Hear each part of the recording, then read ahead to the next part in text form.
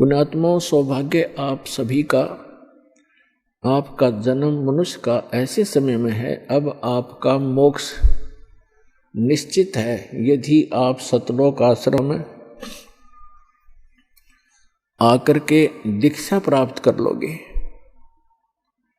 आपको यहाँ सांसारिक सुख भी होंगे, क्योंकि हम भक्ति तभी कर सकते हैं जब हमारा जो माइंड है, हमारा दिमाग है, ये टेंशन फ्री होगा।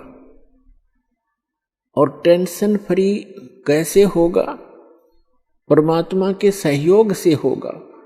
जिन कारणों से हमें परेशानियां हैं, उनसे हमें टेंशन है। जैसे किसी के पैर में कांटा लग गया है और कांटे से पीड़ा है, जब तक वो कांटा नहीं निकलेगा तब तक वो व्यक्ति पैर से चल नहीं सकता, 10 कदम भी नहीं चल सकता, और चलेगा तो बहुत ही अधूरे तरीके से। और जब वो कांटा निकल जाएगा, कांटा लगा क्यों? क्योंकि जूता ना पहनने से। और कांटा निकलने के बाद फिर उसको सलाह दी जाती है कि आप जी को ये पीड़ा कांटे की इसलिए हुई कि आपने जूता निकाल दिया। तो हमने बहुत जन्मों से जूते निकाल रखे हैं, हम नंगे पैरों घूम रहे थे। जूता किसे कहते हैं? पैरों की सुरक्षा का जो साधन, अर्थात हमारे जीवन रूपी सफर में हमें कष्ट जो होते हैं वो हमारे पूर्व जन्म के पाप कर्मों से होते हैं, और जो सुख होते हैं वो पूर्व जन्म के पुण्यों से होते हैं। हमने कई युगों से जूता निकाल रखा था, अर्थात परमात्मा की सत साधना हमें प्राप्त नहीं हुई थी। हम साधना भी करते थे, भक्ति भी करते थे, लेकिन हम भक्ति शास्त्र विधि त्याग कर मनमाना आचरण करते थे। तो वो जो साधना थी, वो जो हमने प्लास्टिक की चप्पल पहन रखी थी, उनमें से आर पार कांटे निकलकर हमें लग भी रहे थे। हम सोच रहे थे हमने कुछ पहन भी रखा है, फिर भी कांटे लग रहे हैं। हमें ये नहीं मालूम था कि जो चप्पल हमने पहन रखी है ये कांटों से प्रोटेक्ट नहीं कर सकती। मोटी तली का जूता जो कांटों को भी मसलता हुआ चले, वो है सत साधना, शास्त्र अनुकूल भक्ति। तो पुण्यात्माओं, अभी तक हम सभी शास्त्र विधि त्याग कर मनमानी पूजाएं कर रहे थे, जो नकली संतों, आचार्यों, शंकराचार्यों, ऋषि महर्षियों, नकली महर्षियों से प्राप्त थी। और जिस कारण से हम युगों युगों से हमारे पैर कांटों से भरे पड़े हैं, यानी पाप कर्मों से हम सने पड़े हैं। उन पाप कर्मों से अब छुटकारा पाने का तरीका मिल गया हमें।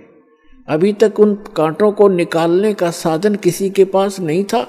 सभी ये कह देते थे कि जो आपके प्रारब्ध में लिखा हुआ है, अर्थात आपकी किस्मत में जो लिखा हुआ है, वो तो भोगना ही पड़ेगा। और साथ में ये भी सलाह देते थे कि भक्ति तो करते ही रहना चाहिए, भविष्य में आपको सुख हो जाएगा। तो पुण्यात्माओं, जिसके पैर में कांटा लगा हो और उसको कोई सलाह दे कि आपके पैर का कांटा तो निकल नहीं सकेगा, ये तो पैर में ही रहेगा आजीवन, अब आप जूते पहन लो, भविष्य में कांटा नहीं लगेगा। कांटा लगे पैर में जूता पहना ही नहीं जा सकता, यानी कोई टेंशन युक्त व्यक्ति भक्ति कर ही नहीं सकता। अब वो कांटा निकले और फिर उसको सलाह दी जाए, वो तो फिर उसको भी अंडरस्टूड हो जाएगा कि हाँ, ये दुख मुझे किस कारण से आया, फिर वो कभी जूता नहीं उतारेगा। तो पुण्यात्माओं, ये युगों युगों के जन्म जन्म के कांटे सतलोक आश्रम बरवाला में कबीर परमात्मा की सत भक्ति ही निकाल सकती है, जो यहाँ पर निकल रहे हैं। और फिर आपको शास्त्र अनुकूल साधना दी जाती है। वो ऐसा मोटे तली का जूता है, इसमें से कांटे लग ही नहीं सकते। तो मर्यादा और भक्ति आप करते रहना, आपके जीवन में सारे सुख होंगे, पिछले जो जितने भी कष्ट हैं आपके निवारण होंगे। अब जैसे किसी को किसी भी कारण से टेंशन बनी हुई है, अब उसको कोई कहे कि तू भक्ति कर ले और जो दुख है वो तो तेरा बना ही रहेगा, वो कभी नहीं कर सकता। वैसे तो जितने भी संत महात्मा हैं, ये नकली डुप्लीकेट, ये पहले कोई दुखी प्राणी इनके पास जाता है, प्रत्येक को जंतर मंतर पैसे अनुष्ठान करूंगा, इतने पैसे दे दे, ऐसे करूंगा, ऐसे कर दे, वो सारा कुछ करते भी हैं। लास्ट में कह देते हैं भाई देखो हमने तो जो करना था कर दिया, अब ये तेरे भाग्य में है, तेरी किस्मत में है, तेरे प्रारब्ध में क्या, तेरे प्रारब्ध में है, ये तो भोगना ही पड़ेगा बच्चा। लेकिन आत्मा फिर भी संतुष्ट नहीं होती, उसको त्याग कर वो किसी और दूसरे अधिक सुप्रसिद्ध संत के पास या कोई जंतर मंत्र करने वाले के पास अवश्य जाएगा, और ये भटकता ही रहेगा दुखी प्राणी, या तो मर जाएगा और या फिर नास्तिक हो जाएगा, यदि उसको सत साधना और पूर्ण परमात्मा की सत भक्ति सतगुरु के माध्यम से नहीं मिलती है। जब आपको सतगुरु के माध्यम से सत भक्ति प्राप्त हो जाती है, फिर आपके वो दुख जो आए थे वो टलेंगे, वो तो समाप्त हो जाएंगे, और फिर आपको महसूस होगा कि आज यदि शरण में नहीं होता, इस सत साधना नहीं कर रहा होता, कबीर परमेश्वर की शरण नहीं होती, आज मुझे इतनी हानि होनी थी सोच भी नहीं सकते, या तो मृत्यु हो जाती। ऐसी दुर्घटना टालेगा ये कबीर भगवान आपकी, आप देखते ही रह जाओगे। भगवान का जो रोल हुआ करता है ये परमात्मा आपको स्पष्ट करके दिखाएगा। तो पुण्यात्माओं, आपका घना सौभाग्य है कि आप जी को सतलोक आश्रम बरवाला में आने का सौभाग्य प्राप्त हुआ।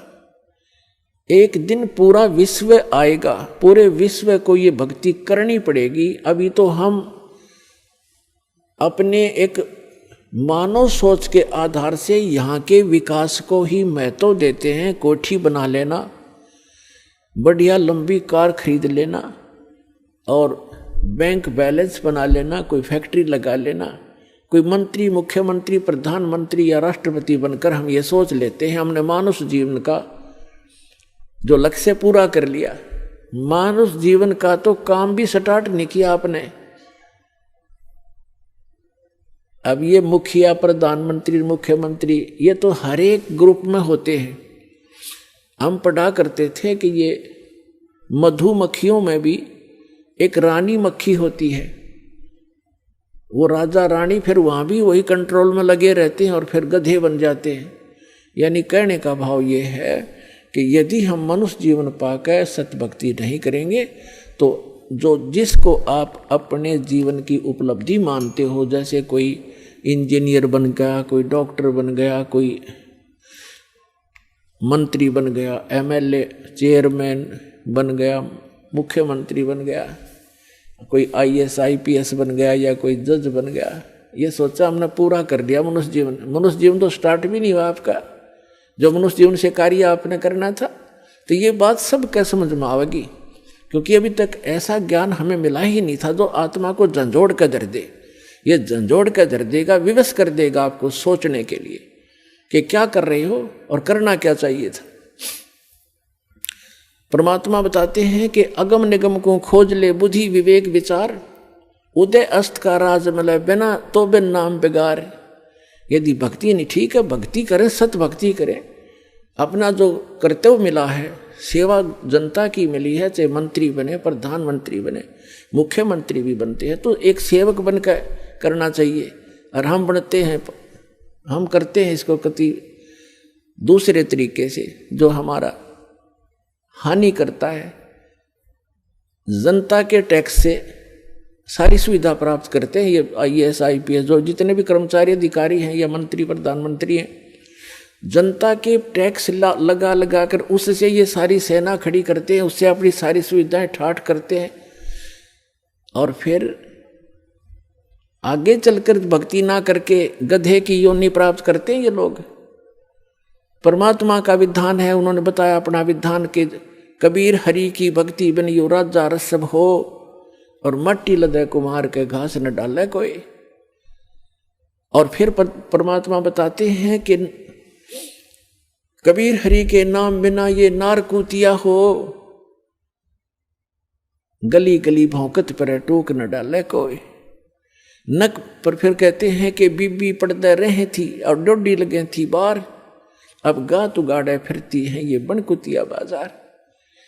वो ये पर्दे की सुंदरी सुनो संदेशा मोर, अब गा तू गाड़े फिरती है ये करें सराय शोर।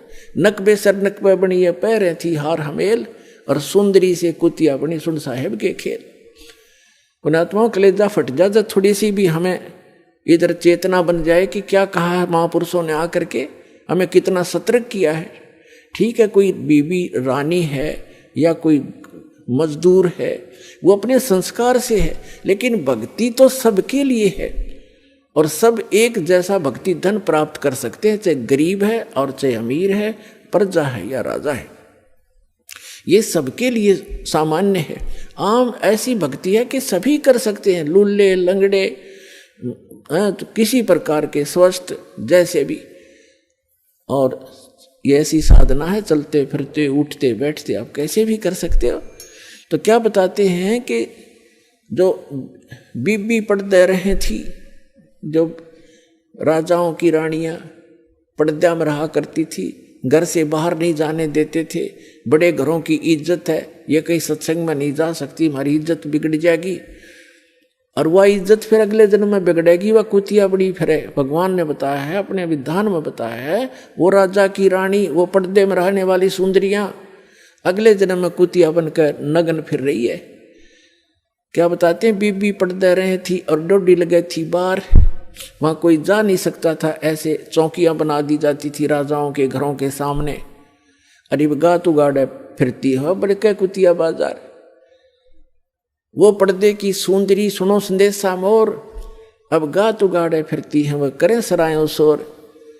वो राजा की रानियां काजू किस्मत के हलवे खाया करते थे, झूठी खीर काजू किस्मत से बनी हुई छोड़ दिया करते थे, उनके नौकरानियां और उनके बच्चे खाते थे और मस्ती मारा करते थे। भगवान भजा नहीं, पूर्व जन्म की कमाई का नाश कर दिया, आगे चार्जर लगाया नहीं, पिछली बैटरी चार्ज रही तब तक उसके ठाठ रहे, और अगले जन्म में वही आत्मा जो रानी बनी हुई थी वो कुतिया की योनि में गई।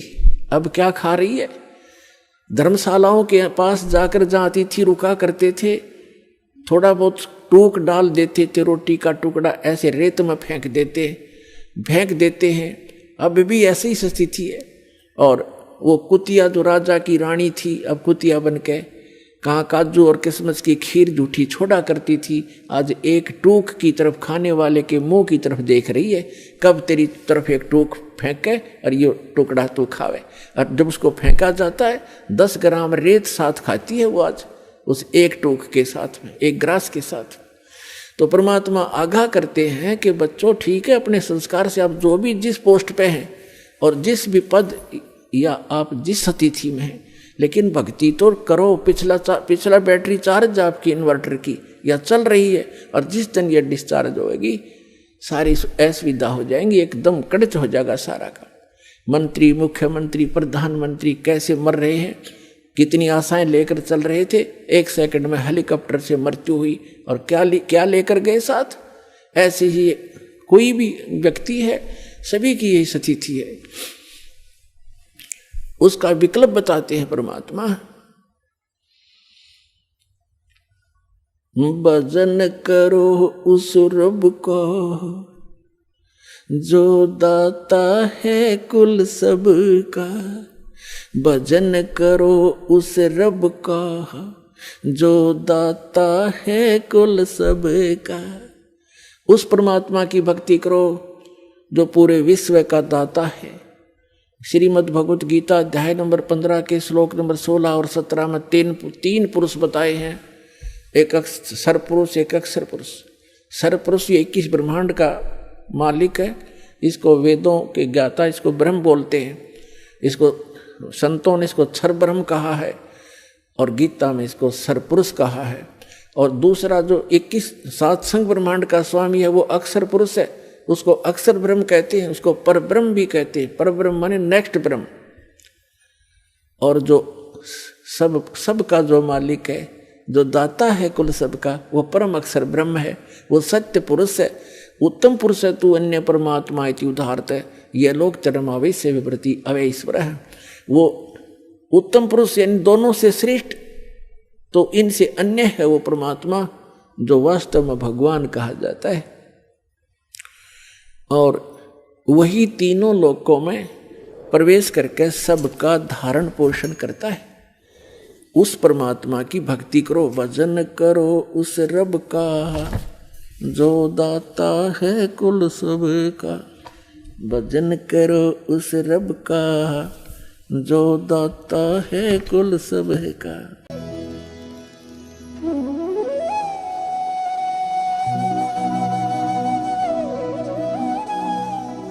अगर आप ये वीडियो YouTube पर देख रहे हैं तो हमारे चैनल को सब्सक्राइब करें और बेल आइकन को दबाना ना भूलें। अगर आप Facebook पर ये वीडियो देख रहे हैं तो हमारे पेज को लाइक करें।